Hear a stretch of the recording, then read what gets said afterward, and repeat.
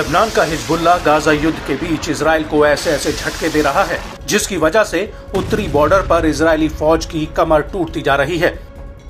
पहले तो सैनिकों की जान का नुकसान, वहीं दूसरी तरफ नुकसान सैन्य उपकरणों और हथियारों का, जिनकी कीमत अरबों डॉलर में है।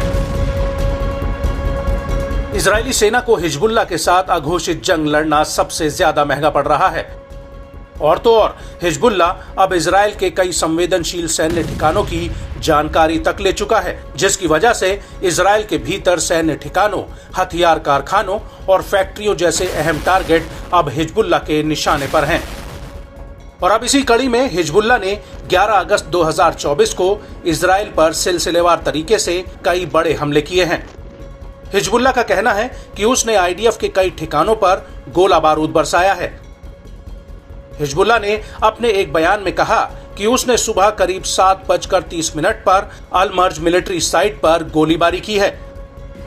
इसके बाद करीब 9:15 पर हिजबुल्लाह के लड़ाकों ने अल राहेब मिलिट्री साइट पर जमा हो रहे इजरायली सैनिकों के ऊपर हमला कर दिया।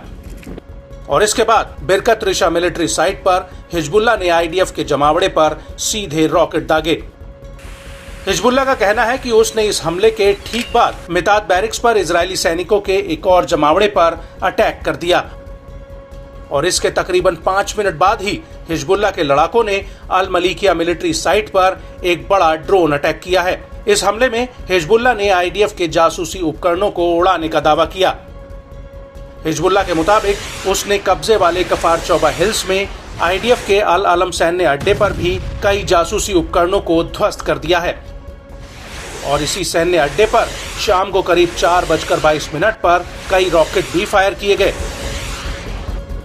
और इस हमले के बाद हिजबुल्लाह ने एक बार फिर से अल मलीकिया सैन्य अड्डे पर first person view drone fire कर दिया। और शाम होते होते करीब 7:20 पर हिजबुल्लाह ने इजराइल लेबनान सीमा पर बसे अल जिर्दा मीटिंग पॉइंट पर एक और हमला किया। यहाँ पर भी इजरायली सैनिक इकट्ठा हो रहे थे। आपको बता दें कि इन हमलों से पहले इजरायली सेना ने हिजबुल्लाह को बहुत बड़ा झटका दिया था। दरअसल आईडीएफ ने अपने हवाई हमलों में 3 बड़े लड़ाकों को मार गिराया था। आईडीएफ ने लेबनान के ब्लिदा कब्जे में हिजबुल्लाह के लड़ाके मोहम्मद हानी हैदर को ढेर कर दिया था।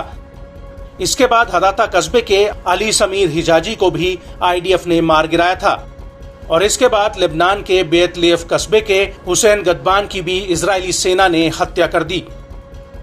आपको बता दें कि इजरायली सेना ने अल ताइबे और मारोब कस्बे और यातेर के बाहरी इलाकों पर बमबारी की थी, जिसका एक वीडियो भी सोशल मीडिया पर वायरल हुआ है। और इस हमले को लेकर लेबनान की न्यूज एजेंसी अल मयादीन का कहना है कि इस हमले में 5 इजरायली मूल के लोग घायल हुए हैं।